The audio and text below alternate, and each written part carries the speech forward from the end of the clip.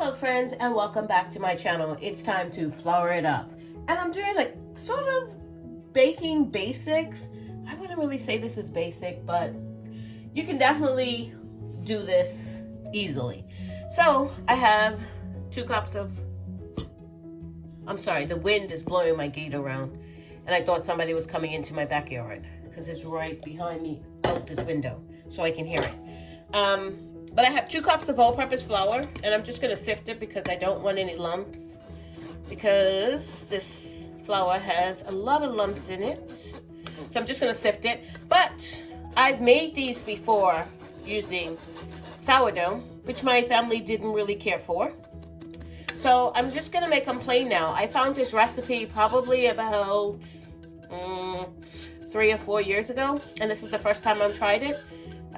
It was after I did the sourdough, but since they were so skeptical of the sourdough, I decided to hold back on it. So I'm going to try it today because I was in Kroger yesterday and I am flabbergasted of the prices.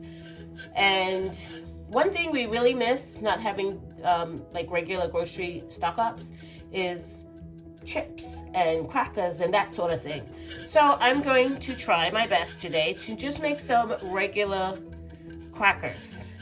So I have 2 cups of all-purpose flour. Now, if this works out, I am going to try and do some of these for the holiday, for Thanksgiving. We are hosting this year, and we're probably going to have around 20 to 25 people. And it'd be nice not to have to spend that kind of money on snacks if I can make them myself. Yeah, so we're going to see.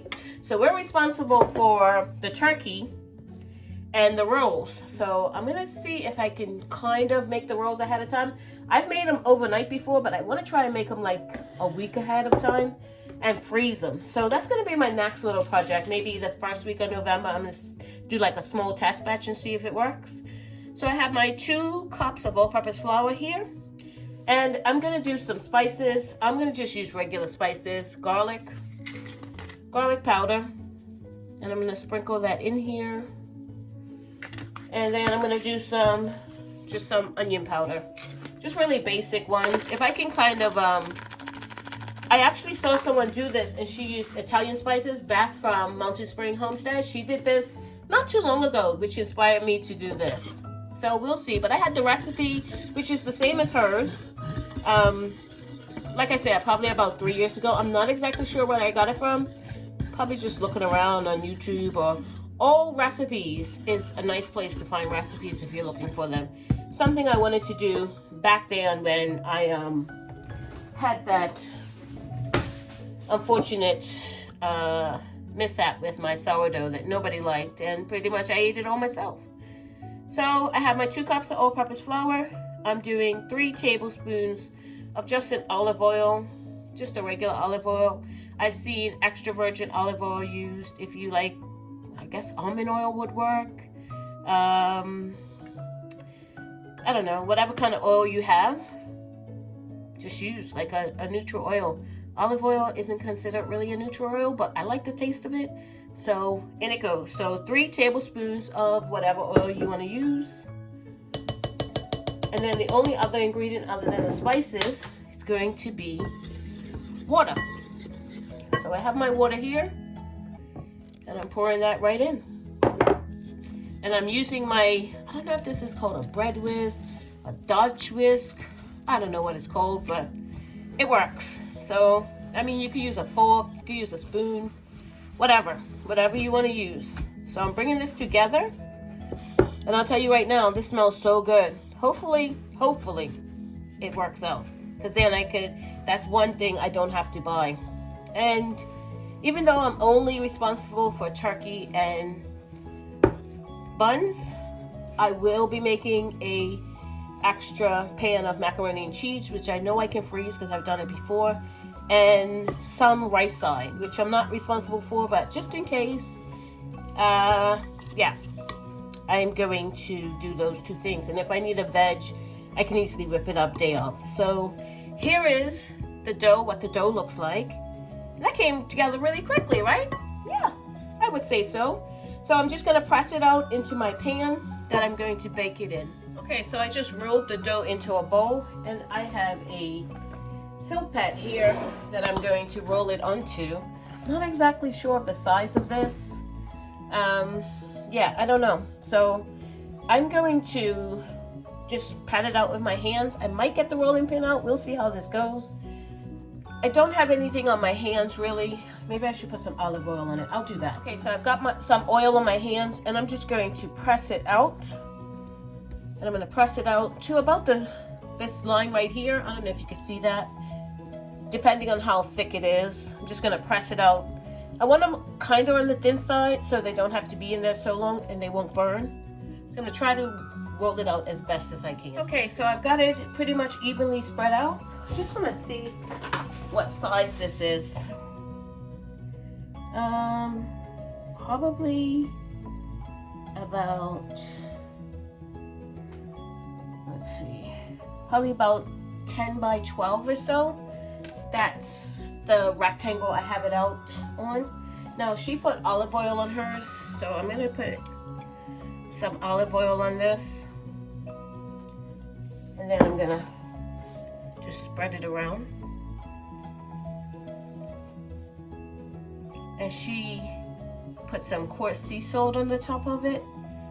And I'm gonna do that as well. We'll see how this turns out. I do see it, I don't know if you can see it in the corner here, but it's starting to shrink back a little bit. If you see this corner, this was completely covered over before. So I have some coarse sea salt here, what's left of it, which isn't very much. And I'm just gonna sprinkle some over the top. You probably can't see that really good, but I'm gonna sprinkle some over the top. And we're gonna get this into a 400, for me, 420, because my oven runs hot, for about 12 to 18 minutes. Okay, so I'm just gonna slide it onto my sheet here.